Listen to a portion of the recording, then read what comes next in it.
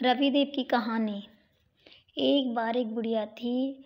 वह रविवार की पूजा भक्ति बहुत किया करती थी। गाय के गोबर से घर को लीप कर स्नान आदि करके भगवान का भोग बनाकर भोग लगाकर भोजन ग्रहण करती थी।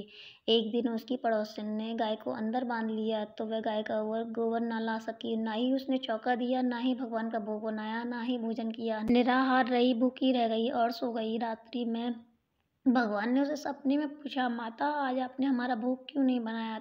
तो वृद्धा बोली, भगवान गाय का गोबर नहीं मिला था, इस कारण मैंने चौका नहीं दिया, इसी कारण मैंने भोग नहीं बनाया। तब भगवान बोले, माता कोई बात नहीं, हम आपको ऐसी गौ देते हैं जो सभी इच्छाएं पूर्ण करती हैं, अंत समय में वह मोक्ष प्रदान करती है। इतना कहकर भगवान अंतर्ध्यान हो गए।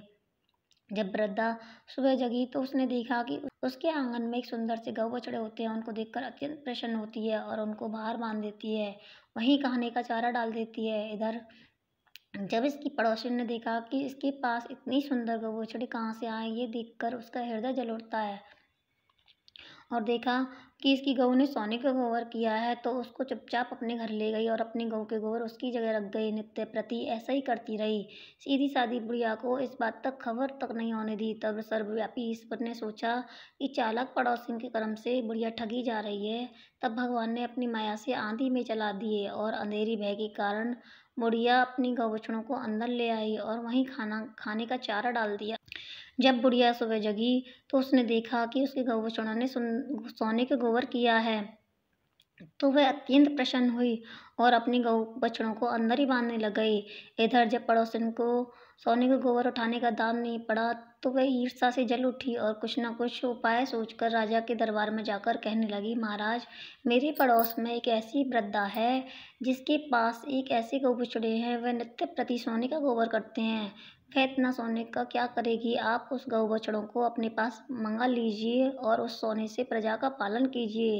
राजा ने मंत्रियों को आदेश दे दिया, जाओ उस वृद्धा के घर से गौ बछड़ों को खोलकर ले आओ। और मंत्री उसके घर पहुंच गए।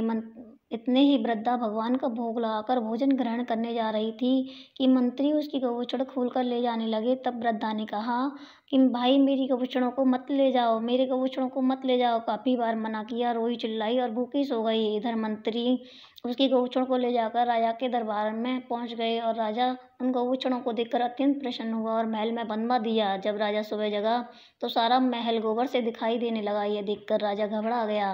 रात्रि में जब भगवान ने राजा को सपने में कहा कि राजन, जिस वृद्धा से तुमने गौ बछड़े मंगाए हैं वह मैंने उसको रविवार के व्रत से प्रसन्न होकर दिए। यदि तुम सम्मान सहित उस वृद्धा को गौ बछड़े नहीं लौटाओगे तो मैं तुम्हारी राज धन पुत्र आदि सब नष्ट कर दूंगा।